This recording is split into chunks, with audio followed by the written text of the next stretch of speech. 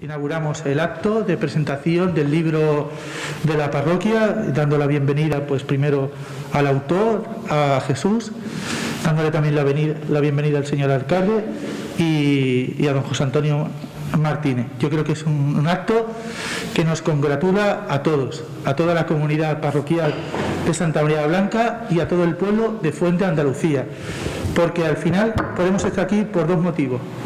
Por motivos eminentemente religiosos, acorde a nuestra fe, porque nos alegra que se presente el libro de la parroquia, o por motivos culturales. Nos gusta el arte y nos gusta el patrimonio de nuestro pueblo, y por ese motivo estamos aquí. Lo importante es acompañar a Jesús, que ha hecho con tanto cariño el libro para el bien de todos, y también acompañar a don José Antonio Martínez, mi antecesor como párroco de Fuente, que con tanto ahínco trabajó con un gran equipo de personas para que la parroquia de Santa María Blanca se volviera a abrir al culto, y con su ahínco y su esfuerzo pues también ha hecho él el prólogo del libro. Era la persona ideal para hacer el prólogo después de tantos años de trabajo en la restauración. Así que yo no digo nada más, simplemente le doy la palabra al señor alcalde. Bien.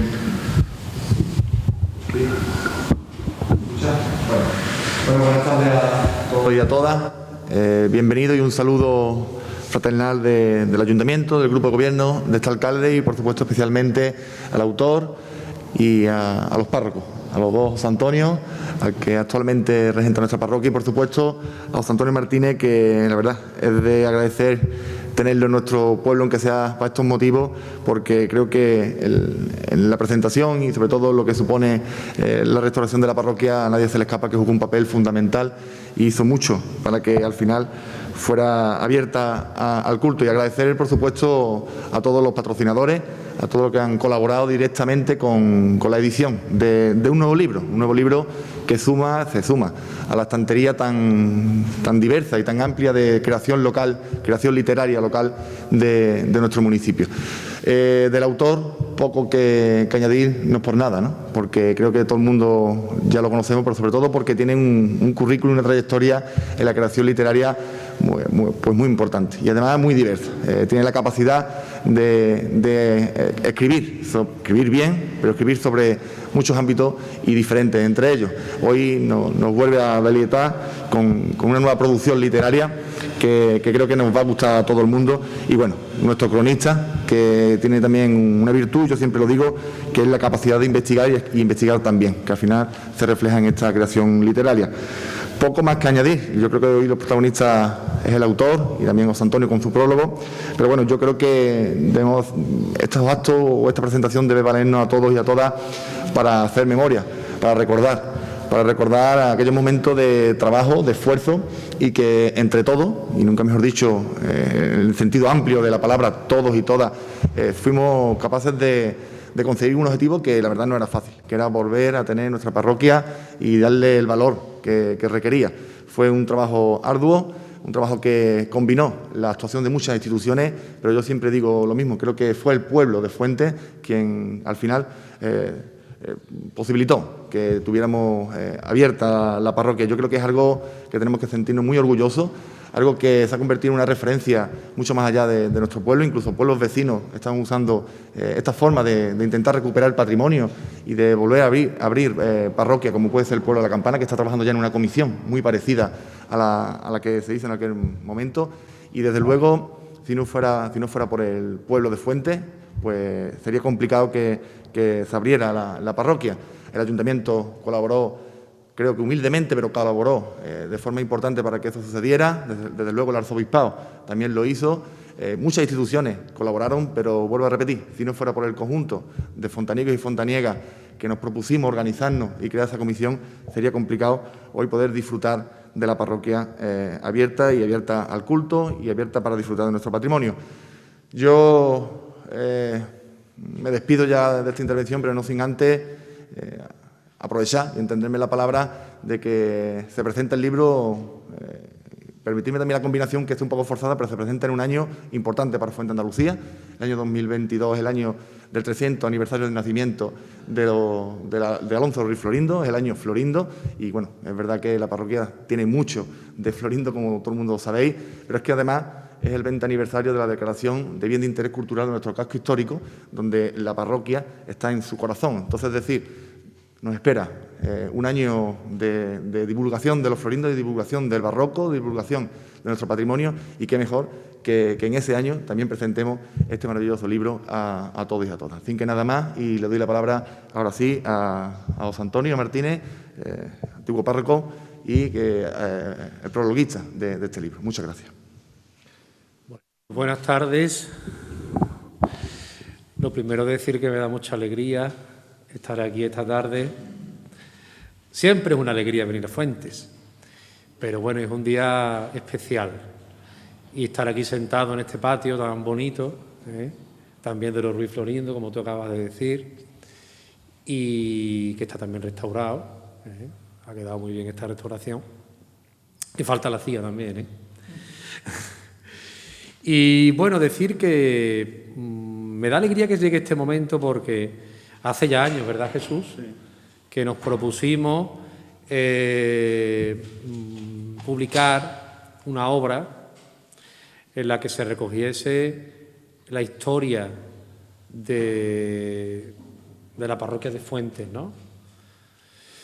Una parroquia que todos sabemos que tiene un patrimonio maravilloso, no solo el edificio en sí, que todos vimos su restauración y el resultado después de ese trabajo en equipo que todos realizamos, como ha dicho el alcalde hace un momento, sino también todo el patrimonio mueble que encierra, ¿no? En retablos, imágenes, pintura, orfebrería, y que además nos preocupamos de que quedara todo a la vista, es decir, que la gente pudiera gozar y disfrutar del patrimonio tan hermoso que tiene esta parroquia de Santa María la Blanca. Después de estos años, pues por fin el libro ha llegado a publicarse, ahora lo veréis, y recoge pues bueno, toda esa grandeza patrimonial que tiene la parroquia de Fuentes. Le agradezco a Jesús el detalle de contar conmigo para el prólogo de este libro. Tardé en hacerlo porque, bueno, esto me acogió en el cambio de parroquia y entonces yo le pedí a Jesús que me dejara un tiempo porque yo me tenía que instalar en mi nuevo destino y no podía yo ponerme a escribir así tan rápidamente. Ya el verano pasado, pues ya sí me estaba más tranquilo y tal, y bueno, pues escribí el prólogo porque introduce, ¿no?, esta obra que Jesús Cerro pues ha hecho para bien de todos, ¿no?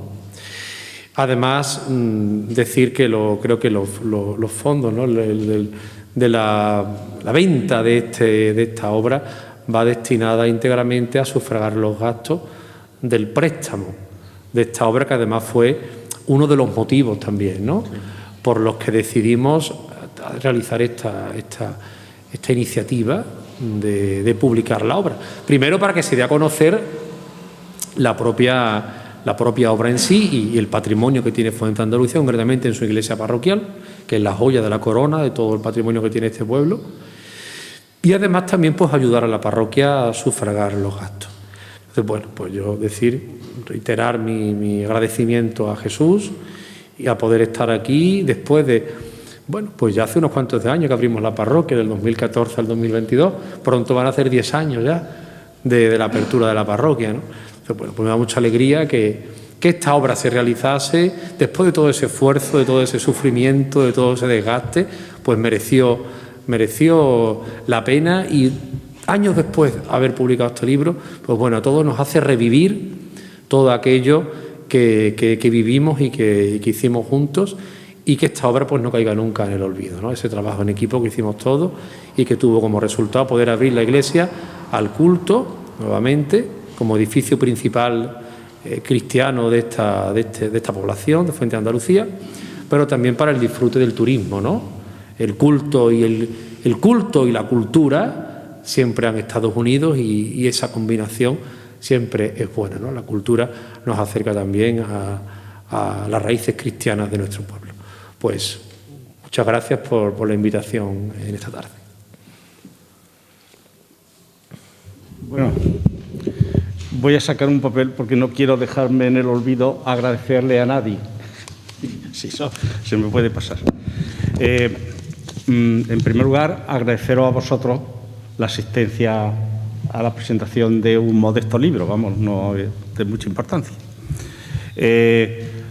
Al señor alcalde y al concejal de Cultura, que siempre está pendiente y dispuesto a todas las acciones, por lo menos que yo he emprendido culturalmente, siempre ha estado apoyándolo. A don José Antonio Martínez, porque primero me dio la idea, segundo me exigió la idea y en tercer lugar hizo el prólogo, que también es importante. Yo sé que hubo momentos, porque yo terminé el libro, vamos, me acuerdo que yo vine metió en el pen ya el libro terminado y me acerqué en la sacristía y me dice, pero si yo me voy. Digo, pero bueno, ¿cómo es que te va a ir? Dice, sí, yo me voy el día 5 de septiembre, me parece que fue, ¿no? O sí, cosas así. Sí, bueno. Sí. Y esto era en agosto. Y pues, ¿y ahora qué hacemos? Bueno, pues ya digo, bueno, pues vamos a esperar a que venga el nuevo cura, se los ponemos y ya que él decida. Yo se los puse al nuevo cura, me dijo que sí, claro. Y entonces yo le dije a José Antonio, oye, escríbeme el prólogo, pero también coincidía que estaba incorporándose a la nueva parroquia, organizando él sus problemas. Entonces hasta el verano no lo pudo terminar. Bueno, pues una vez terminado, pues ya lo acoplamos y ya empezamos la edición del libro. A don José Antonio Rivera también, porque aceptó el libro que yo le proponía. Quiero también, ahora, una vez que pusimos en marcha el libro, había que sacar fondos para pagar la edición y que no costase nada a la iglesia, a la parroquia, para que todos los fondos que se saquen ahora vayan siendo, es decir, vayan al fondo común de pagar el préstamo que se tiene. Entonces, en esta tarea me acompañó Luis Jiménez, que como siempre habíamos formado parte de una misma comisión de restauración de la iglesia, la primera comisión que se formó, pues entonces estamos habituados a ir juntos a demandar a ver quién nos daba ayuda, si una vez a un lado, otra vez a otro, y entonces yo me acordé de él y digo, pues Luis es el que me tenía que acompañar. Y efectivamente, él estuvo dispuesto y empezamos a recorrer distintas entidades locales para pedir la ayuda. De esas ayudas, de esas entidades locales, pues nos respondió la Caja Rural del Sur, que no hay ningún representante aquí, la cooperativa Nuestra Señora del Rosario, que tampoco hay un representante, y Fermute, que sí está aquí presente. Con lo cual, a las tres entidades, agradecerle su colaboración en la edición del libro, porque sin ellos hubiese sido de traer lo que se va sacando, de traer la cantidad que había que pagarle a la imprenta. Recorrimos más gente. Después vino, de aquellos que íbamos recorriendo, no nos dieron respuesta definitiva y después vinieron, a mí me vieron varias gente diciendo, mira, que quiero colaborar en la edición del libro. Y yo le dije, mira, yo ya no necesito más dinero. Entre los tres, me falta decir, el ayuntamiento también aportó su cantidad correspondiente. Ya habíamos hablado con el concejal y nos dijo que sí aportaba una cantidad y entonces entre los cuatro pues ya teníamos la cantidad suficiente para sufragar los gastos de la edición. Claro, al resto, ¿yo para qué quiero más dinero? Si yo no lo voy a necesitar, si nosotros lo que pretendíamos era sacar la edición del libro. Entonces, aunque vinieron, yo les dije, bueno, pues si quieres dar donativo, se lo das directamente a la iglesia y ya está. Por eso quería sacar esto para que no se me olvidase a nadie, porque siempre se te puede quedar a alguien. En tercer lugar, hay que decir que yo soy el autor, el que ha escrito, pero no lo he escrito yo solo. Es decir, yo he tenido que recabar información a otra mucha gente. Y entonces, por ejemplo, tengo que agradecerle pues a Francis González, a Antonio Suna, que me han aportado algunos datos que yo desconocía y que ellos generosamente me lo han dicho. Y yo, pues como es verdad y viene bien al libro, pues yo los he recabado y por eso le quiero agradecer a ellos dos la colaboración que han tenido conmigo. En tercer lugar, pues el libro, además del escrito, lleva fotografías. Y entonces las fotografías, pues me las han hecho, las han hecho para el libro José Antonio Martín y Francis, que generosamente también ha colaborado en la fotografía. Por lo tanto, a todos ellos mi máximo agradecimiento, porque sin la colaboración suya, sin su apoyo, pues había partes oscuras que no podría haber sacado. En líneas generales, el libro es simplemente un recorrido por todos los elementos arquitectónicos, escultóricos y pictóricos de la iglesia. Lógicamente, al analizar las características de cada uno de los elementos, pues yo he ido buscando, claro, información que se contrastaba en otros libros, se encontraba en otros libros, y yo pues lo he ido buscando. Claro, es una tarea de búsqueda de información. Pero al mismo tiempo, cuando yo he tenido que describir imágenes, pues le he dado mi impronta.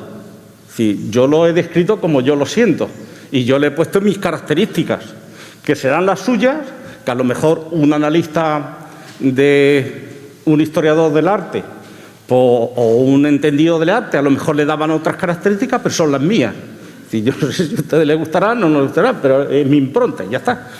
Entonces, hacemos un recorrido desde la historia que se inició la Iglesia hasta el siglo XVIII, que prácticamente se terminó como actualmente la conocemos. Prácticamente. Es decir, la Iglesia es un ser vivo y como ser vivo pues va modificándose a lo largo del tiempo. Hay muy pocos templos que podamos entrar y decir, este templo es del XIV y se terminó en el siglo XIV y no se ha modificado. Es muy difícil, porque siempre ha habido movimientos arquitectónicos, movimientos de arte sucesivos y se le han ido incorporando elementos, aunque no sean de las paredes se conservarán los mismos, pero sin embargo los retablos, las imágenes se han ido modificando, se han ido añadiéndose y por lo tanto el conjunto de todos nos da una evolución en el tiempo. A la Iglesia de Fuentes le pasa lo mismo. La Iglesia de Fuentes tuvo además un inconveniente, que es que estuvo afectada en el siglo XVIII por el terremoto de Lisboa. Y eso hizo que se modificase totalmente la fisonomía de la Iglesia. La Iglesia, en un principio, que empezó a hacerse a finales del siglo XVI, al principio la Iglesia fue una iglesia de estilo mudéjar, de características mudéjar. Lo único que nos queda de mudéjar es la armadura que cubre la nave central. Lo demás desapareció por el terremoto de Lisboa. Y aquí, ya que estamos en el año Florindo, hay que decir que el que intervino para modificar, para darle la fisonomía actual, fue Alonso Ruiz Florindo y acompañado de su hermano Cristóbal. Aunque Cristóbal no es el hermano que destaca, pero sí fue el artífice callado que hacía aquello que le mandaba su hermano. Si el hermano era el que pensaba, el que diseñaba, pero que quizá el que ejecutaba las obras era Cristóbal. Sí, hay que decir eso, que era el peón, pero que si no era él, pues era difícil. Entonces, pues, ahí descubrirán ustedes que yo hablo elementos de la intervención del ayuntamiento de entonces, de aquellos tiempos, pidiendo ayuda a la señora de Fuentes, entonces eran los señores de Fuentes, para permitirle que estableciese la sisa, es decir, un impuesto a los productos básicos, como eran los cereales, la vid, el vino y el aceite, y la sal. Entonces, ¿para qué? Pues para sacar dinero, para seguir construyendo la iglesia. Determinaron, encontrarán ustedes, que determinaron en un cabildo que no podían hacer las fachadas, las portadas iban a ser de piedra. Iban a construirlas de piedra, pero aquí hay una cantera, aquí no hay canteras por ningún sitio. La primera cantera que nos encontramos es más allá de Estepa. Por lo tanto, el traer la piedra de esa cantera aquí iba a costar un dinero que no contaba el ayuntamiento. Y entonces decidieron que se hiciesen las portadas se hiciesen de ladrillo, que era como se estaba haciendo por aquel entonces la iglesia de San Juan de Marchena, o otras iglesias. Ellos se fijaron más bien en las de Marchena o en las de Écija, que son muy similares a las de Fuentes. Y entonces tomaron la determinación que las fachadas las portadas fuesen de ladrillo. Esas fachadas, por desgracia, el terremoto de Lisboa nos las quitó. No las podemos ver, no sabemos cómo son, pero sí tenemos un testigo. Subiendo la escalera de la iglesia a la torre, pues nos encontramos una ventana, porque la torre de la iglesia se construyó después de haber terminado la iglesia. Se hizo después y no llega desde el suelo, si está volada. Entonces, al coger y levantar la iglesia, pues se tapó una ventana. La torre. Al construir la torre, pues la torre tapó la ventana. Pero eso nos ha permitido ver en el tiempo, figurarnos en el tiempo cómo serían las ventanas. Porque está abocinada, tiene las características de las obras arquitectónicas del Mudéjar. Y eso sí lo podemos ver, es simplemente un testigo, pero sí ya nos podemos dar idea de cómo serían el resto de las ventanas de toda la iglesia, incluso haciéndola más grande, pues cómo serían las puertas de acceso a la iglesia. ¿Por qué digo que se perdió? Porque aprovechando el terremoto de Lisboa, sabemos que Alonso Ruiz Florindo construyó 2 naves más. La iglesia en un principio tenía 3 naves. Después ahora mismo tenemos 5 naves. Una no la notamos que es nave porque está dividida en capillas, que es la del Evangelio, la última del Evangelio. Es decir, conforme entramos desde la plaza de Santa María la Blanca, pues la primera nave no la encontramos, nos topamos directamente con la primera nave del Evangelio, porque la segunda nave del Evangelio está dividida en tres capillas. Empezando desde la cabecera a los pies, pues tenemos la capilla de la Inmaculada, la capilla del Sagrario, que ahora se llama San José, pero esa era una capilla que se hizo para tener ahí el Sagrario, y la última, la capilla bautismal. Por lo tanto, esa nave ha desaparecido porque la dividieron en ese momento en 3 capillas. Pero añadieron las capillas, esa nave, otra nave más en el lado de la epístola, y hicieron el templo tal y conforme está. Y entonces hicieron las puertas. Claro, porque las puertas originales habían desaparecido y entonces por eso la puerta de Santa María la Blanca tiene unas características barrocas, no del mudéjar, no abocinadas, y la puerta del Sol es todavía posterior, porque la hizo el hijo de Alonso Ruiz Florindo.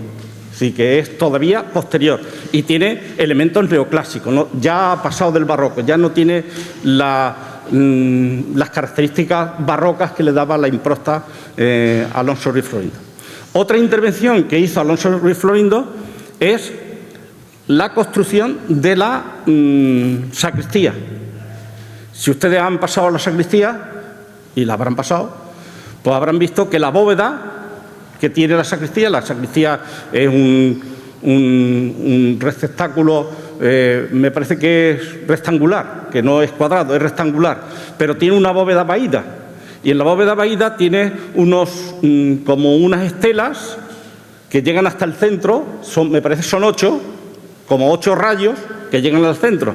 Y si ustedes se dan cuenta, si ustedes la han visto, pues os han fijado, pues se semejan mucho a los adornos que empleaba Alonso Ruiz Florindo en la iglesia de San Francisco, en la ermita de San Francisco. Lo que pasa es que en la ermita de San Francisco están pintados de amarillo, mientras que las de la iglesia no están pintadas de amarillo, y por eso no nos llama tanto la atención, pero es de las mismas características. Esa intervención fue posible hacerla, y además los elementos decorativos son semejantes a la iglesia de San Francisco. Otra intervención que hizo Alonso Ruiz Florindo, ya que estamos en el año Ruiz Florindo, pues vamos a empezar con ello. Esto es el inicio del año de los Ruiz Florindo. Entonces, otra intervención que hizo fue la terminación y la remodelación de la torre del campanario. La torre del campanario se había hecho 7 años antes, se había terminado 7 o 8 años antes de venir el terremoto. Y entonces, rápidamente, pues Alonso Ruiz Florindo tuvo que coger y asentar y modificar y controlar bien la torre, porque se podía caer. Y entonces, quitó algunos elementos. Por ejemplo, quitó el capitel, el chapitel. El chapitel es una estructura poligonal que semeja una pirámide cuadrada. Que eso era característico de muchas iglesias, sobre todo las iglesias del norte, terminan en chapitel. Y entonces, aquí era un chapitel, y él no le gustó porque Alonso Ruiz Florindo, como veía y imaginaba de lo que veía, y veía las torres más próximas eran las torres de Écija. Y entonces él vio que podía modificar la torre y hacerlas como las de Écija, y eso es lo que hizo.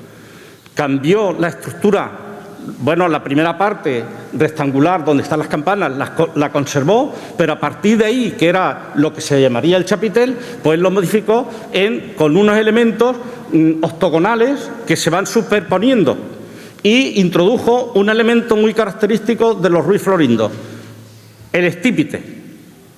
De adorno le puso estípite, y además le introdujo azulejos al estilo igual que las torres de Écija. Si ustedes se van a Écija, que la hemos visto innumerables veces, en Écija hay por lo menos 13 torres, ¿no? Pues entonces, si vemos algunas torres de Écija, vemos que una característica esencial de las torres de Écija son los azulejos que adornan los elementos más importantes. Y claro, pues Alonso Ruiz Florindo, tengan ustedes en cuenta que los Ruiz Florindo, su padre Juan, que fue el iniciador de la saga, era analfabeto, no podía leer ni escribir, no sabía leer libros, es decir, todo lo aprendía fijándose, y ya Alonso sí, ya Alonso tuvo capacidad para ir a Sevilla y formarse en Sevilla, pero siguió fijándose en las cosas que nos rodeaban, que era el sitio más próximo a nosotros. Entonces, hay que destacar que la modificación y la estructura que actualmente tiene la Iglesia se la debemos, en parte, a Alonso Ruiz Florindo. Aunque intervino el arzobispado y mandó al arquitecto del arzobispado, Pedro da Silva, para que pusiese su impronta, pero en definitiva Pedro da Silva diseñó la última nave y se fue y le dejó, lo que decimos aquí, le dejó el mochuelo para terminarlo, pues a Alonso Ruiz Florindo, que es el que estaba al pie del cañón. Por lo tanto, casi todas las modificaciones que se hicieron en la Iglesia en el siglo XVIII con motivo del terremoto de Lisboa fue hecha por Alonso Ruiz Florindo. Y siempre yo quiero recalcar, porque cuando yo leo y he buscado información y conozco información de Alonso Ruiz Florindo, pues siempre sale la figura oscura, porque lo oscurece la importancia de Alonso de Florido, de su hermano Cristóbal. Yo lo quiero resaltar. En el libro encontrarán ustedes pues, el análisis de todos los elementos que tiene la Iglesia. Yo lo he ido dividiendo, lo he hecho lo mejor posible para que podamos tener un itinerario a seguir, como si fuese una guía, un itinerario a seguir. En primer lugar, pues hablamos de la nave central y describo la nave central, de la capilla del presbiterio. También describo el retablo mayor y cuento que esa cúpula que tiene el presbiterio está sostenida por 4 arcos, uno que se ve y 3 que no se ven, porque están adosados a la pared. Nosotros vemos uno solo, que es el arco toral, el arco de entrada. Y encima del arco de entrada, pues descubrimos una ventana. Bueno, encima del arco toral hay un azulejo que nos da reseña del terremoto de Lisboa, cuando se produjo y el año que se produjo. Y encima hay una ventanita que se accede a ella, o que no podemos llegar a ella a través de la cúpula, recorriendo la cúpula, y ahí describo pues la tradición que hay en Fuentes sobre el 5 de agosto. El 5 de agosto es el Día de la Virgen de las Nieves. Y entonces, pues ahí hay una tradición que la Virgen se apareció en Roma el día 5 de agosto y que diseñó donde había que hacer una basílica dedicada a la Virgen. Y se le ocurrió decirle a los hombres que se le apareció y al Papa, pues que donde hubiese nieve, ese día en Roma, el 5 de agosto, pues ese terreno era el que tenía que acotar para hacer la basílica. Y efectivamente, el 5 de agosto, pues amaneció un terreno lleno de nieve y lo acotaron e hicieron la basílica. Y nosotros seguimos esa tradición y es muy bonito, yo creo que todo el mundo lo conoce, ¿no? Que se sube y se echa los jazmines a la nave central. Es una tradición y, por lo tanto, yo también la cuento. Si sigo contando tradiciones, yo unas veces digo que, bueno, yo siempre lo digo, que es una tradición y que puede ser, no puede ser, pero que es una tradición y como tal lo cuento.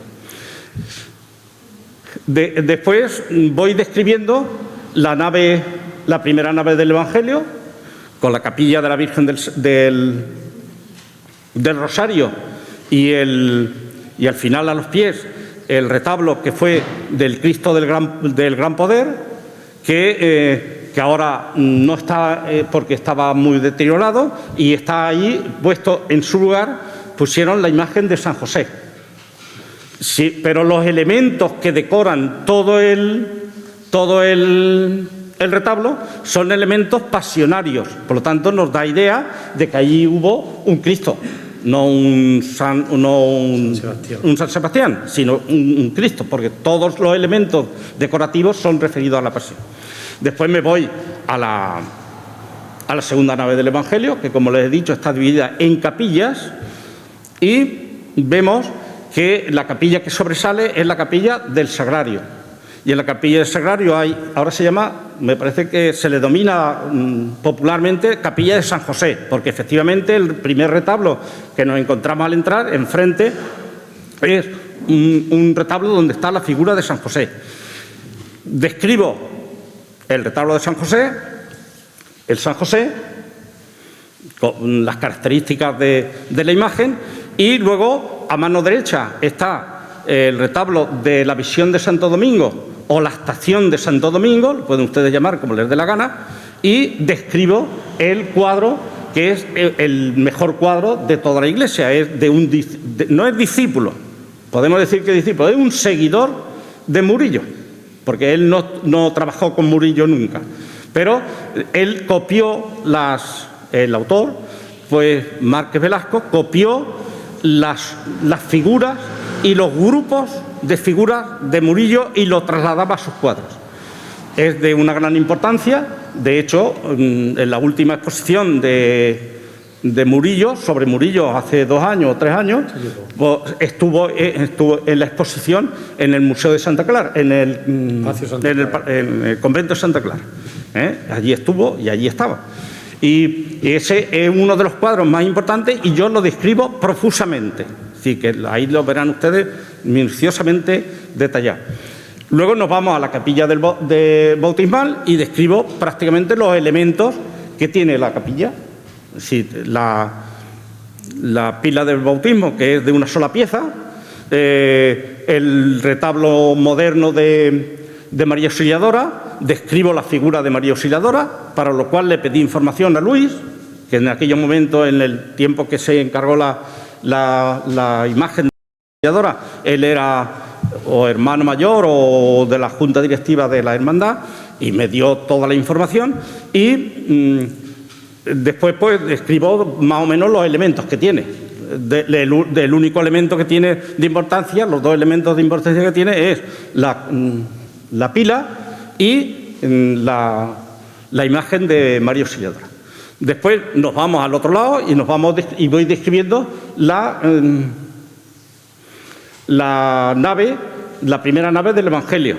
Ahí describo que hay un retablo que no pertenece a la iglesia, porque fue cuando eso pertenecía a la iglesia de San Sebastián, del Hospital de San Sebastián, que saben ustedes que está donde está ahora la Casa de la Cultura, y que en la década de 60 del siglo pasado, pues cuando se puso allí la casa el Círculo Cultural del Movimiento, se quitó la iglesia y se trasladó el retablo. Y como la iglesia tenía todo copado, sus lugares puestos con sus retablos, pues lo pusieron en la primera nave de la epístola, que es un pegote, quiero decir, de paso, que no se ve uno que allí que es original. No, y además que está puesta ahí de forma aleatoria. Y entonces, porque claro, ahí los bancos pues no permiten, pero bueno, está ahí puesto y ahí hay que describirlo. Al final, pues tenemos un retablo que a mí personalmente me gusta mucho, que es el retablo de las ánimas. Porque a pesar de su sencillez, pues es de estilo barroco, pero a pesar de su sencillez tiene una escultura magnífica, que es el Cristo de la Expiración, con un escorzo impresionante. Es decir, además que incluso el análisis corpóreo, es decir, de la musculatura, del cuerpo desnudo, es un perfecto estudio de la anatomía.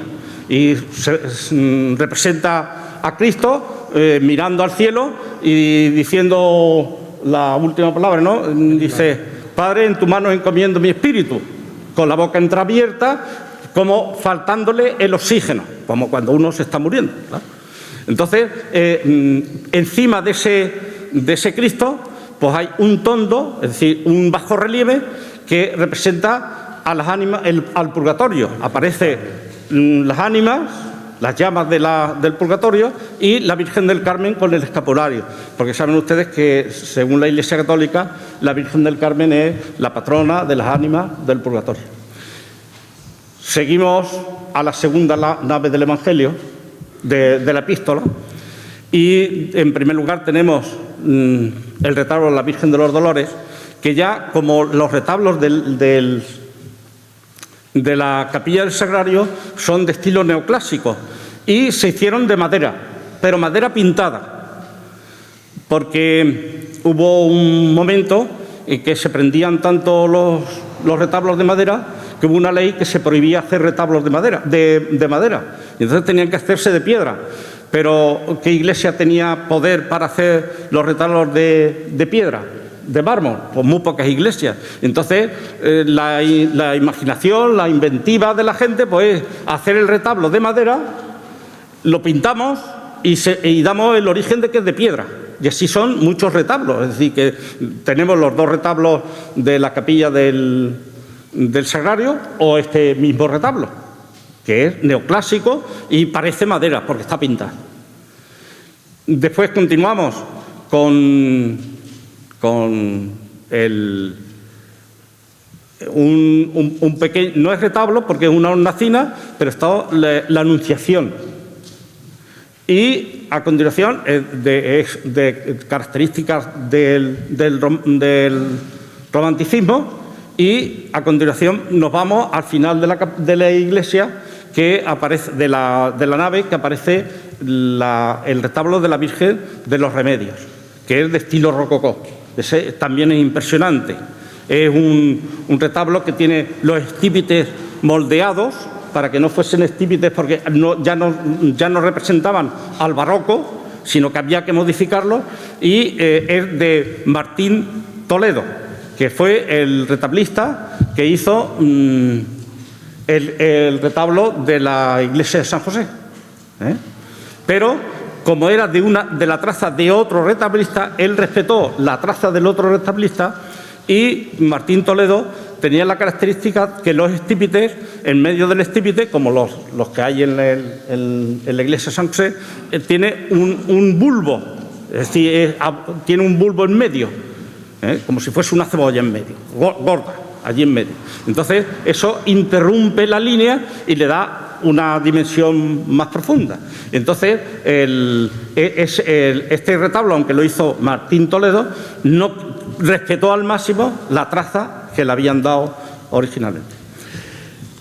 A continuación, pues yo he escrito de la orfebrería. Destacar la orfebrería, todas las obras son destacables, pero claro, lo que más nos impresiona es la custodia procesional, que es impresionante. Si hay muy pocos pueblos que puedan tener una custodia procesional. Yo conozco los pueblos que cuando sacan el corpus, pues el cura va con la custodia cogida del brazo de vez en cuando, y por eso le tienen que hacer de vez en cuando un altar, para que descanse, pues claro, llevar eso toda una procesión es enorme. Pero esta, ya saben ustedes que la conocemos, que va por nuestras calles. Lo único que pasa es que entre las columnas del tabernáculo, pues había las cuatro figuras de los padres de la Iglesia, y esas figuras han desaparecido. Si ya no existe, vamos, yo no la he conocido, por lo tanto eso no sabe. ¿Cuándo se desapareció? Yo qué sé, desaparecieron. Y lo que sí tiene es las 4 virtudes y encima, como saben ustedes, el Salvador. En la sacristía, pues hay las taquillas que utilizaban antes los curas, porque antiguamente había muchos curas y cada cura tenía su taquilla para guardar sus pertenencias. Entonces, en esas taquillas se ha hecho como una especie de museo, y ahí pueden ustedes ver pues todos los elementos que son de notable importancia en la orfebrería que tenemos nosotros en Fuente. Estas descripciones van siempre acompañadas de una fotografía. Es decir, si yo hablo por ejemplo, vamos a poner del retablo mayor, pues aparece la fotografía del retablo mayor, para que un extraño que no conozca Fuentes, pues al abrir vea la fotografía de cómo es el retablo. Y esa es, en definitiva, el libro. No es muy grande, pero lo que sí he hecho lo he hecho con amor. Lo he dedicado a la comisión de la restauración de la Iglesia, porque me parece que hay que reconocer el esfuerzo de esas personas que durante mucho tiempo lucharon contra viento y marea para conseguir que la Iglesia fuese restaurada, y me parecía que había que darle un testimonio permanente, y así lo he hecho. Espero que a ustedes les guste y lo compren y ayuden a eliminar la deuda que tiene la Iglesia contra ella, para eliminarlo el préstamo. Hay que pagar el préstamo. Pues nada, yo se lo agradezco.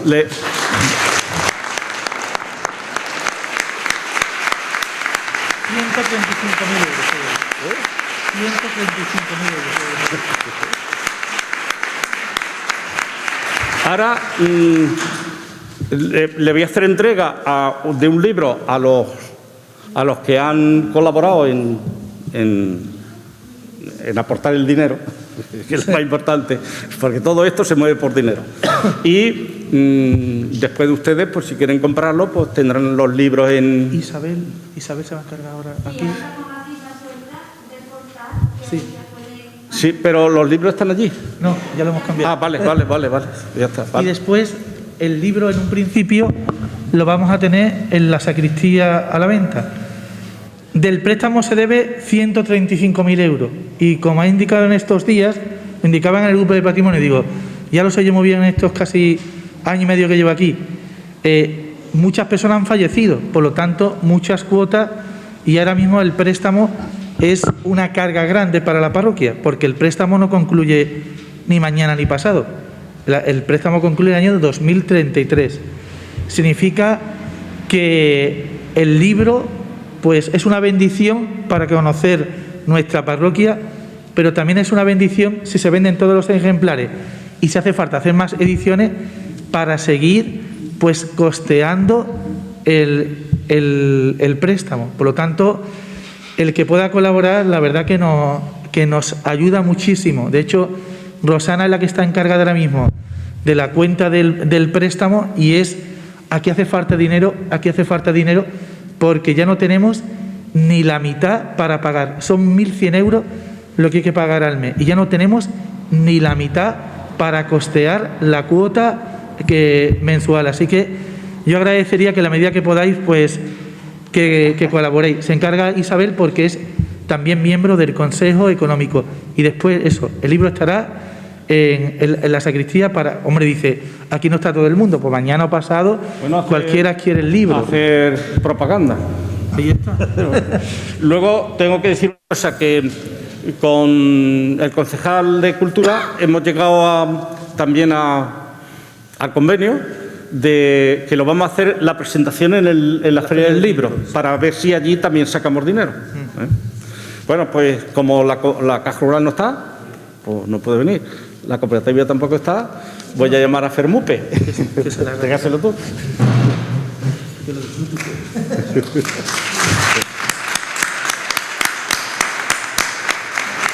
Les voy a hacer otra entrega al alcalde en representación. Y qué menos dárselo a José Antonio, ¿no? Para que nos recuerde siempre. Yo sé que nos va a recordar. Bueno, pues nosotros hemos terminado, ¿no? Compren ustedes el libro. Muchas gracias a todos por asistir.